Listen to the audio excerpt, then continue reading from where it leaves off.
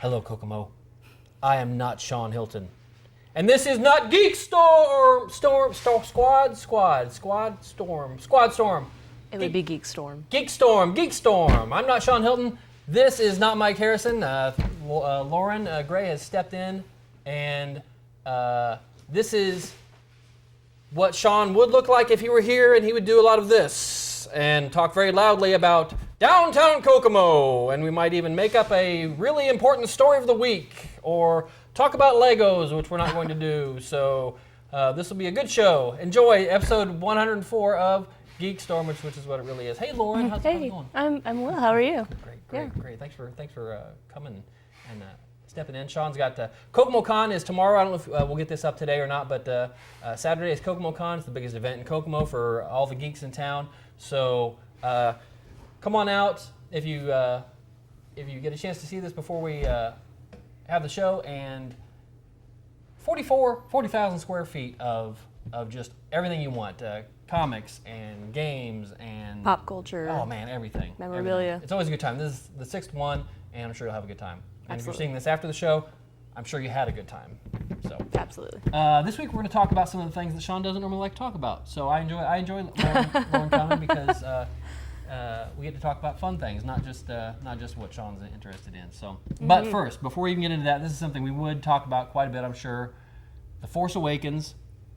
The trailer that broke the internet. Millions of nerds showed up to Monday Night Football. I know I showed up for the last 3 minutes of the first half. Could care less about the Philadelphias or whoever we're playing, but I didn't see the struggle back and forth with the footballers. And why is it called football? They rarely use their feet. Well, they run, and well, everybody runs. By that rationale, every sport should be called football. I enjoy football, so I don't. Okay, all I right. can't share your Well, sentiment in no, but yeah, the trailer broke, and they kept talking about it up until I kind of wondered how they would deal with, how the sports people would deal with it on air. Yeah. Whether they would even mention it, but I'm sure they paid a lot for it, and so they kept teasing it all up into the half, and even during the halftime show, they had their halftime wrap up and everything before they actually went into the trailer. So it wasn't just a commercial; it was part of their halftime event. Yeah. So, but let's get into the trailer itself. What did you think? I absolutely loved it. I got chills. That's all we talked about at work this entire week was, what's going on with it. My favorite part was when you see Leia, lay her head up against Han, but, that's Sure. girl, so. Sure. But, we saw several things that we hadn't seen in any of the teasers up to that point. We saw Kylo Ren. We saw, more of Finn and, what was the female's name? Rey. Her name. Yeah, Rey. So I'm really excited. I was super jazzed. I wanted to go buy tickets right then and there. Right. And, of course, everybody else in the entire world wanted to as well, which is why all the sites crashed, and then AMC and everybody else had to release that apology on Tuesday. Yeah, the rumor was, or the talk was supposed to be the tickets were going to go on sale right after the trailer or 9 o'clock, somewhere in that area. But some of the outlets did it beforehand. We used Fandango for some of the theaters we're going to troop at down in Indy, and the site itself crashed. I was using my app, and I got 2 tickets on my app, but for some reason the app was only showing child, senior, and discount. So those are my only options. So I went ahead and bought 2 child tickets so I could make sure and get 2 tickets. And then I sent them an email saying, hey, this is what happened, 2 tickets. I want to make sure I get 2 tickets. I know I don't want to take those things up to the ticket checker and make him think I was trying to cheat anybody or anything. Yeah. And they said, well, we can refund your tickets, and that was the only thing they offered. I'm like, no, I want the tickets. I want to exchange. But I thought it was great, and I really enjoyed it. And I recently, or actually just this morning, somebody had put together some type of a supercut where they put everything that's been released so far and all the teasers and trailers into one I assume they think is chronological, but at least makes it look like a great trailer. All the material in it, that made a difference. It was pretty cool. You know, it starts out with that wide shot with Ray going across the desert and that fallen Star Destroyer. So, and then it cuts to the new thing where we saw Monday night with her kind of ascending or descending down into the Star Destroyer. So, it was really great. It felt like episodes 4, 5, and 6. It felt like the old movies. It really did. The only thing I saw that made me think modern was when the Millennium Falcon went into hyperdrive or whatever. You know, that looked very modern to me. Yeah. Everything else looked much like the older movies, Jedi at least, if not some of the older ones. Absolutely. So it was great, and I liked seeing all the reaction videos when people were watching it, and it's funny, and I'm surprised they're calling it the last trailer. So is this going to be the last trailer we get until the movie starts? Supposedly, that's what That's a long I've been time. hearing too. I'm glad to get it, but this is really the first full trailer we've gotten. And if it's the last one, maybe that's a J.J. Abrams thing where he wants to, you know. It's good for the spoiler-free people. Yeah, because there's so much stuff out there, and I've been really trying to avoid it. But then when Bungles ask me about stuff, they expect me to know everything. I'm like, I really don't. I really kind of stay away from stuff on purpose. But then I find myself thinking out loud about who might be who and what might be who. Here's one thing I know is that Luke Skywalker is not Kylo Ren. Okay, everybody keeps saying that. I saw that the other day. Yeah, that's ridiculous. You know, Adam Driver obviously is Kylo Ren, so that's. I have heard rumors that he may be Kylo Ren's master, though. That he wanted to be like a dark Luke. Yeah, it's really hard to say because he's not on the poster. He really wasn't in the trailer. Well, that was him touching R2-D2, wasn't it? As far as we know, yeah. I mean, it's a fake hand-looking thing, yeah. But that's also old. That's a couple months old. You know, we saw that in some of the other stuff. So I listened to an interview with him in which he says that voiceover during that part is new. He did do that, but some of it is new. Some of it they grabbed from Jedi, I think. So it might be one of those things, and this is all just speculation, but where he's the guy they need to go and find because this First Order is getting kind of like Yoda and Dagobah type. Exactly. that might be the case. It's hard to say. So anyway, I'm super excited about it. Yeah. Broke the internet. I don't know. It put some sites down. That's for sure. It still hasn't. It broke a lot of box office records already. They're projecting what, 600 million? Yeah, which is crazy. Everybody lost their crap when Jurassic Park did 500 million or something that first weekend or whatever it was, and this is going to do more. It should do more. I would lose my faith in geeky humanity if this movie doesn't break all records, including Avatar, because that piece of crap Avatar has no place in the pantheon of great movies. that one. Yes. Yeah, okay. So and speaking of Star Wars, Shawn, just got in a whole batch of new Force Awakens posters. $10 a piece at Kokomo Comics, and I'm sure they'll also be available at the Kokomo Con. They look fantastic. They are amazing, and I'm just going to show you 4 of them real quick. Shawn does really good on posters. Anything you want, he can get it in, and then he always has a stockpile so he can keep everybody happy. And then that's the last one there. And then I'm going to drop it to the floor. And so $10 a piece. That one I just dropped, $9.50 on sale. Get that out of my way because I can't have anything blocking. I worked hard on this, okay? This is my thing. We good? Okay, good. Let's see, lots going on. We're really into, we're 4 or 5 episodes into pretty much all the great fall shows right now, and all the crappy fall shows as well. Some things are getting axed already, and some of the things that are normally great ratings producers are not doing as well. Walking Dead is only 2 episodes in. It's not. We talked a little bit about this last week, how it's not performing as well as it had previously, but still pulling in 14 million viewers, which a lot of shows would like to have 14 million viewers. But I guess AMC stock went down yesterday because of the way because of how the second episode did, still continued to just go down. But it's going down compared to itself. So that's kind of tough. And I'm still not convinced that they have the science down to understand who's watching on demand, who's watching, who's TiVoing. Absolutely, and I all think that kind of that's thing. for any show. I agree, and again, if they go by Nielsen ratings, the Nielsen's there's no chip in your TV. Okay, Nielsen's are a group of people that they have selected randomly that they have a thing on their TV that records what they're watching. Okay, and I'm sure they have more people like us now than they used to have, just four-person families, but still, it's only what that particular person is watching at that particular time, and most people, I don't ever watch anything date. Hardly. I think maybe Game of Thrones I do, and maybe Walking Dead. Everything else is just whenever I get around to it. There's Skip not that to the much commercials. important. Oh, heck yeah, heck yeah. So, so we can talk. What you pick one first? What do you wanna talk about Well, Gotham. Okay, Gotham. Is now about what, 5 episodes in? 5 episodes in for Gotham. I watched the 5th one last night. Not when it did came too. on. I like this season a lot better than last season. I think they've really figured out, the pacing that they needed to do. Last season it was more of a procedural cop drama with, some elements of, Batman, Gotham, all the Right. other stuff thrown in, and like you said, it was the, the Selena Kyle show. Right. Right. Now they've, drawn back on that. They focused a lot more on the action. I like what they're doing with the, the new guy that's trying to be mayor, and he's now got Penguin under his thumb. And spoilers if anybody hasn't watched it yet. But 4 days. 4 days. I really like the pacing that it's done and everything that they've shown up to it so far. I like how they. I think much like S.H.I.E.L.D., it has turned into a much better second season show.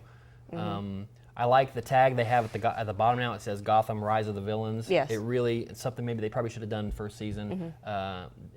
That focuses on, this is not a Batman show. It's Batman centric. It's Batman universe, but you're not going to see Bruce Wayne put on the tights anytime soon.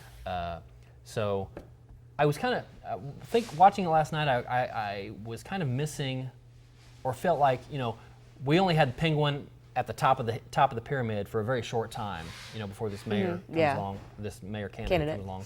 And now he's back to the the subservient, yes, my old friend, I'll do whatever you want. And I don't enjoy that quite as much, although that is something he excels at. Yeah. And it's only the second season, beginning of the second season, so there's tons of room for growth, and he's obviously a character that's going to be around probably for the life of this. Well, I mean, he has to end up eventually, in the sewers of Gotham, and so that's it's true. kind of fine, seeing his ultimate downfall. Yeah. So I enjoy, like I said, probably on Facebook, I enjoy less Catwoman. I enjoy less Catwoman posing, showing me that she's a cat. She doesn't really have cat powers. There's no really reason for her to act like a Catwoman. I think cat burglars were that, probably Bill Finger or whoever came up with Catwoman. That's what they were thinking, as a cat burglar, not that she has cat powers.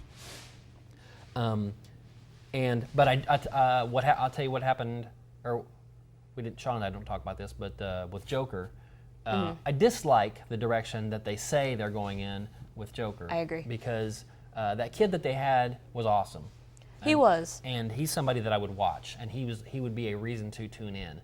But to have him dead and have the Joker as an ideology rather than an actual character, Person. I don't like that at all. Now, will that ideology eventually come up with the actual, person that's going to be the Joker? Are they counting on, the Joker showing up in the last season or last frame or whatever when the show is over? I don't know. But this kid was perfect. He was. I actually thought, my theory was that I didn't think he was going to be the Joker just because they were shoving it down our throats hey, this guy's the Joker, look at the smile, look at the cackle, I thought he was going to end up being the leader of another Red Hood gang and basically turn someone else into the Joker based on what he did, which kind of happened. But then when you saw the hobo, getting killed by the one crazy guy, and then the other guy, and then another guy, I was like, oh, that's kind of lame. Right. Yeah. That is kind of. I mean, all these things are just sandboxes, and people get to take whatever they want. And once they sign the TV deal, okay, we have the rights to these characters. We can do what we want them. But I think I've said before, I like to see what I know and what I remember about a character, and you can put your little twinges on it as far as making it your own. But I don't need to see this director's version of what a character is or who a character is. So, but I'll still watch the show. I like it much better this season than I did last season. Me too. And have you been watching S.H.I.E.L.D.? No, I'm not caught up. Okay, I've been it's also continuing to be good. That's good. I've heard nothing but good things. Yeah, So if you can make it's it on my through, DVR. if you can make it, if you've never watched Agents of Shield, if you can make it from episode 1 up to where Winter Soldier happens, then the rest is gravy and everything gets awesome after that. So, but American Horror Story, I just watched the 2nd episode of that last night, or 2 episodes. Yeah. What do you think of that? Have you watched all that series as it's gone? 3 episodes? Yeah. Maybe I haven't seen it then. I've seen the entire series, and I've watched the 3 episodes. We had one just aired Wednesday night. Okay. I mean, But yeah, I like it this far. I like how they recycle actors. Sometimes sure. you know I that think can it's be a great really concept.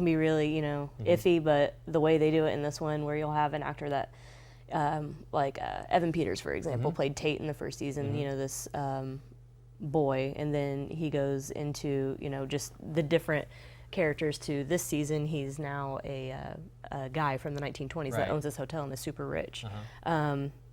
Is also a ghost. So I like what they're doing with the season so far. It is a little slow to me, but I know it'll all come up together. I think Lady Gaga is actually doing a really good job. I was really leery at first at her, especially since I love Jessica Lange, but she took the role head on and basically made it her own. With the whole vampire thing. What do you remember? Because I don't want to spoil it for you. What I watched last night was the little girl was missing and comes home, and somebody goes up to one of the hotel rooms and meets Evan Peters. Maybe that's for the first time, and you see him for the first time, I guess, and he shoots a girl. And okay, yeah, that was the 2nd episode. That's second. Okay, that's when I watched last night. I was in the same place with Lady Gaga, not knowing nothing about her other than that she's outlandish, and I was hoping that they didn't kind of give her too long of a leash and make this into crazy visual. We'll try to thread a story through it. You know. But so far it's been pretty good. It has its shock moments. And, yeah, most definitely. Hopefully, man, that's tough to maintain an audience with banking on 2 or 3 really shocking things a week. But you can definitely tell the influences that Ryan Murphy's done, especially with this season, with all the seasons. Something like Freak Show, Creepy Carnival, that can be creepy in itself. The Murder House. This season, he's definitely taken an H.H. Holmes feel to it, which was a serial killer in Chicago who made a hotel and basically had trap doors and stuff, and that's what this hotel is too. So seeing what they're going to do this season with, you can check in but you can never leave type concept is going to be interesting, and we'll see how they push the envelope as far as that goes. That'd be cool. Yeah. The character of the detective, I don't know if, as outlandish as this concept is, if having a main character, having the detective have so many problems himself is, because I mean we're looking at it from the outside, we're looking at it from our perspective, and I almost want that one character that is also looking at it from my perspective too. Yes. To kind of humanize everything that's going on, to make it seem scary, because it seems like everything that goes on is scary to absolutely nobody in the show. Yeah. They're like, oh, guy coming out of a mattress. Yeah. All right. Nobody's freaked out by all this crazy stuff that's going on because they're all creepy themselves. So I kind of miss that human element a little bit, but still, it's a good show, and I've enjoyed it so far. So yeah. Are you watching Bastard Executioner? No, but I've heard wonderful things about it. My girlfriend and I watched maybe the first. She's watched them all and she loves it, and I watched maybe the first 2 or 3, and it just put me to sleep every time. Oh, really? Yeah, I didn't like it, so I may give it a season and then go back and catch it again. But so far, it hasn't been that great. Now, you went and saw Crimson Peak. I did. Tell me about that. Sweet. It was your standard Del Toro. If you're a fan of Del Toro, you'll be a fan of this movie. I absolutely loved it. The people who sat in front of me in the theater absolutely hated it. Really? But I think they went in expecting some, slasher horror movie, and that's not what Del Toro does. This is like a romantic gothic. It was Victorian, Gothic romance. Okay. And at first and foremost, it is a love story with thriller elements in it. Gotcha. Yes, there are ghosts. Yes, there are those kind of aspects, Sure. but it will focus on the love story. So if you plan on going to see it, don't go in expecting a horror movie, because it's not going to be that, and you'll be very disappointed. And that's tough, because that's where marketing comes in, where the trailer we saw had a lot of jumps in it, and it's October, so Yes. you would think that would be that's how they crafted the trailer. So that's what people will expect. And I know that. And the trailer was a little deceptive as far as that goes. That's kind of when I wish the director would be able to, just cut his own trailer just so he can figure out, basically make an honest trailer and make people expect what they go to expect. You will get those creepy elements. You will get those jump out at you.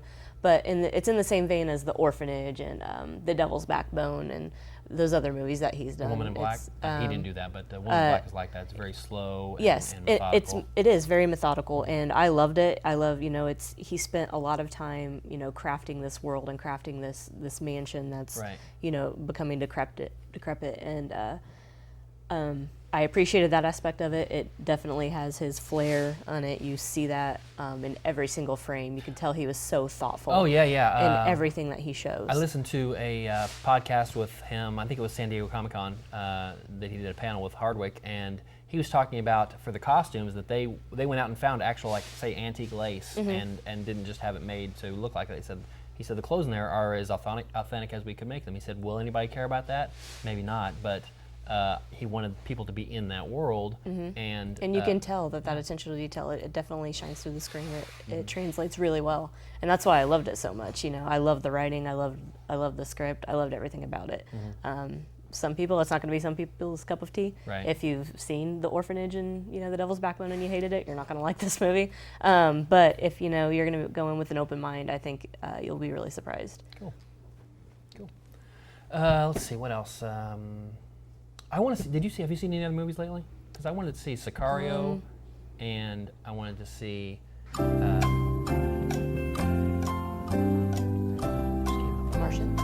Oh, I did see Martian. Yeah, that was really good.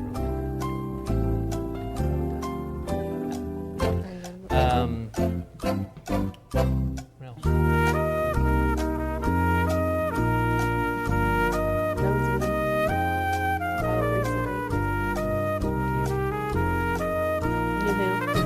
I enjoy Peter Capaldi. Let's talk about Doctor Who. Again, this is something that is a long-running staple, but not doing as well in the ratings, unfortunately. So I'm wondering if this will be, Capaldi's last season, maybe because of that. There have been kind of rumors about that. I hope not. I love his take on the Doctor. I like how he's not, whereas David Tennant and Matt Smith were kind of more, I don't want to, I guess, friendly.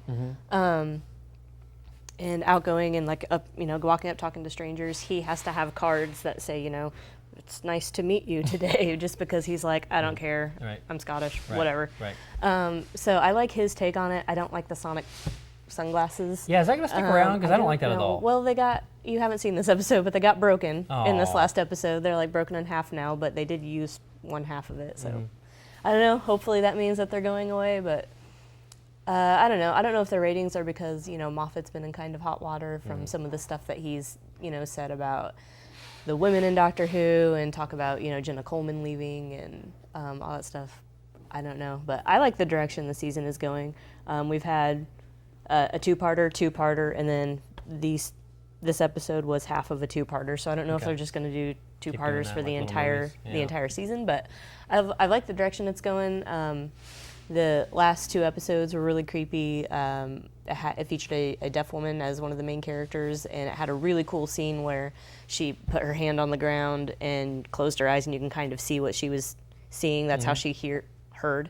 The axe kind of scraping along the back, and you saw an outline of an axe, and that's when she was able to get up and tumble out of the killer's way before she was able to get to it. Wow. So I like kind of the stuff that they're playing with that. I'm looking forward to the rest of the season. That's one of the shows that I do watch, right when it airs. So kind of like how we were talking about earlier. So yeah, I definitely see a shift in just the 4 episodes I've seen, 3 or 4 episodes, a shift in storytelling from being, back to straight science fiction, where that's the main focus of the show now, rather than whatever quasi relationship is going on between the Doctor and the companion. Even though in the last several years, ever since it came back, there hasn't been real any consummation of any relationship, or claim of love. But it's there, and it's kind of like moonlighting up until they jumped the shark. There was Bruce Willis and Sybil Shepherd, and you knew they always were circling around each other all the time. And it's not quite as overt with Doctor Who, but having this older grandfather type character or Doctor Who rather, you know that's not going to happen. And so it'll be interesting to see. We have a lot of younger fans than we have the older Doctor Who fans. It'd be interesting to see if Moffat feels any pressure to, or feels like he needs to go back to a younger Doctor in order to, get those numbers back up, or whatever. Yeah, it'll be interesting. I like him. I think he's cool, and I think it's good to have that. I don't know, not kickstart, but kind of a palate cleanser once in a while, because we have had.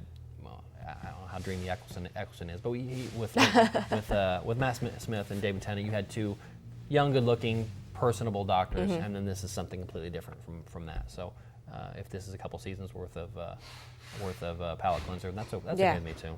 I like how it goes. Yeah. X-Files coming out in January. Oh boy, we got a trailer for that. Yes. That was several. Really cool. There's several teasers. Yeah. All showing during Gotham. But yeah. Is it 6 episodes? It'll be 6 episodes. Right. The first episode and the last episode will be the mythology of the show. So the conspiracy of aliens trying to colonize the Earth, and then the men in government who are assisting the aliens, and then some of the rebels, and then the 4 episodes in between are going to be like Monster of the Week, kind of like the old school episodes like Home and Bad Blood and all those episodes that I love personally. Yeah. They were going to be written by Morgan and Wong, who did all of those classic episodes. So I just watched Humbug a couple nights ago with the great circus one. freak. Yep. It's a great episode. One of my kids texted me a text the other day. He's like, "Hey, I'm going to start watching X-Files again and watch it all the way through again." I'm like, and it made me think. I know I've watched say the first 6 or 7 seasons. I probably watched it all the way through probably 5 times, and then the last few seasons I've watched a couple times. But it's one of those things, my sleepy time stuff, where okay, I'm sitting down, I want to go to sleep, so I want to watch something that I've seen 1,000 times, and I'll throw that in up on the Netflix. But then a lot of times I'm like, this is a good one. I really want to watch this. I don't want to fall asleep. I like the next episode too. Exactly. X-Files is great show. I'm super excited for it. That last trailer that they showed last week, kind of like the Star Wars, it just felt like old Mulder and Scully. It felt like, the old school back in the late 90s. I would much rather see something like this, even at 6 episodes, than to see them take a TV property and make a movie out of it, because it's been gone for 10 years or whatever. Because you get the chance to tell the stories again and not have to cram everything that all the fans want into an hour and a half to bring back that nostalgia. Six episodes, not that bad. It can't be that much of an investment. Probably not as much as it is for a whole movie. And they've already said that they'll do more. If this reception's great, they're up to doing awesome. more. Did you watch Aquarius? I did. I liked it. it. Was it good? Okay, I'm gonna have to go back and watch that too. Yeah, I like that time period anyways. Okay. The Charles Manson, the that 60s and the 70s. It's continuing. Okay. It got optioned. Cool. All right. Well, we are at downtown Kokomo at Kokomo Toys and Games, Toys and Collectibles, Kokomo Toys, the best toy store in the Midwest. Any question about that? No. Is there any debate that this is the best store? And you mentioned GeekStorm, and you get an 11% discount. I don't care who you are, you get 2% discount if you come in, and this is free.